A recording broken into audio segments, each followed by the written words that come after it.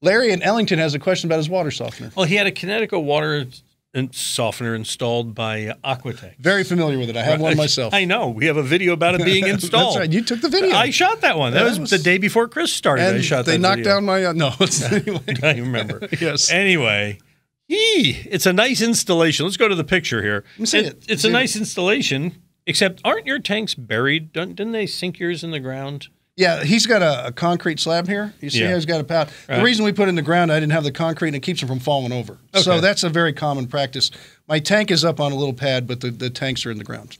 Cool. Halfway, not all the way. Tom has one that looks just like yours. I do. I love it. Anyway, he says, yesterday I had a plumber here checking for some water leaks, and he was amazed that my Kinetico system had no power source, and he'd never seen anything like it. And then he told me that the problem I'm having is due to a backflow preventer on the bibs and the main pipe coming from the supply side. So, Tom, Larry wants to know if that sounds right to you. Well, first off, let's comment on the electricity part first, and then the other part will be much shorter. It runs off gears.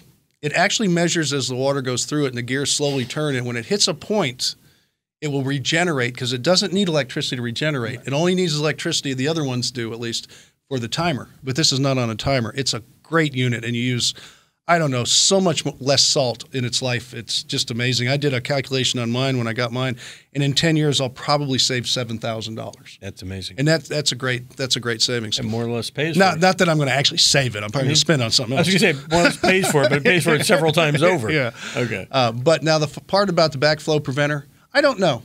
Could there be one in the unit itself? I don't know, but this is what you should do. There's a gentleman over at Aquatech named John. Oh, John knows everything. Call John, tell him what this plumber said, and go to the people that installed it. Not some guy walking around the street going, hey, I never saw one of these before. What the hell's that thing? I don't know what it is.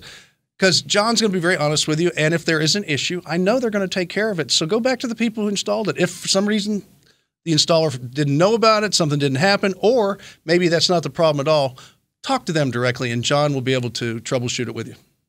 Fair enough. Good. And it's a great unit, by the way. You picked the best, because I always pick the best. Well, not always. Thank you. I've got a few ex-wives that Wait I'm a not second. good. Hold on. All right. Yikey wawa. All right, there's lots more of these videos waiting for you, kids. And even if it's just out of pure morbid curiosity, you're welcome to watch them well. at HomeShowRadio.com under the Ask Tom tab.